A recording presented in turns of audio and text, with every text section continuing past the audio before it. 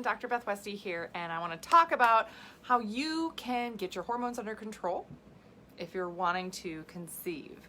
Now, for women who are having an issue conceiving, they have irregular cycles, if you're thinking, oh my gosh, this is me, what do I do? My hormones are all over the place, how can I really get started with this? Well, a lot of it is actually taking measurement of your own biometrics. So getting your basal body temperature taken, following your cycle, really reading the signs and symptoms and cues that your body is giving.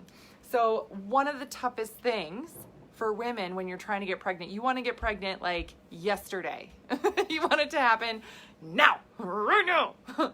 And wait seems like an eternity.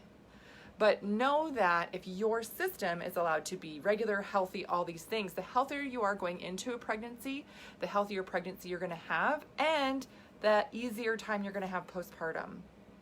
Your health is cumulative. I say this all the time. Your health is cumulative. So if you've done things in the past that are not the healthiest, if you've done crash diets or if you've done other things where you're like, oh, I really cut some things down nutritionally and I lost my cycle, I had to work to get it back, or I'm still working to get it back, it's really important you're giving your body nutrients overall. There's no magic supplement that's gonna help you get pregnant, right? It really is dependent on what your system needs, what your body needs, and individually how your system reacts and responds. So in summary, the female hormonal cycle, this is how things, typically can be. When we talk about typically, I mean, maybe less than half of women fall into this category. It could be more, right? It just depends. And right now, I can't even tell you how many women are not ovulating or ovulating late because of the stress we're all under. Yeah. Yeah. So day 1 would be the first day of your period. Day 14 would be about when you would ovulate. Day 28 is when that ends. If we're following things like a basal body temperature, I like to draw this right over the top of it. So it looks a little messy, but this is really basal body temperature, lower here, higher here, but just something to give you a visual to go off of in terms of other things that can help track. These should all align. So if you're really thinking, oh my gosh, how do I get my hormones under control? I'm taking a prenatal. I'm trying to take these supplements that are good for my hormones for pregnancy or for fertility. I mean, great. You can Google a list of stuff out there. But I really like to focus on individual recommendations for each person. So that means that what you may be struggling with is different than somebody else. So if somebody else may be like, oh, look, I did this one thing and then I got pregnant. Oh, okay, good for them. It's probably not going to be the same journey for you though, because you are a different body, different system, everything else. So just some things to keep in mind. But when you're looking at really doing the right things for your hormones, getting them under control, some of the easiest things to do are really eating for your hormones in your cycle. So this is something I teach, this is in my book, The Female Fat Solution. This is all about eating for your hormones in your cycle, right? All about eating for estrogen, eating for progesterone to give your system that regular routine to follow. So summary of this is you're going to be eating cooling foods here. That's an arrow. I was drawing a really messy arrow. Cooling foods here, and then in the progesterone phase, you're going to be eating the warming foods. You can also add seed cycling on top of this. That's going to help your body, right, find that pattern, get the nutrients that it needs week to week throughout the month as your body should shift and change over. Again, if you're not tracking, it can be really tough to figure out where you're going wrong. But if you're getting, some metrics from taking your temperature, then you can see, oh my gosh, yes, totally. I realize I'm not ovulating here. I might be ovulating, over here instead of here because my temperature didn't change. That makes a big difference when you're trying, to get pregnant.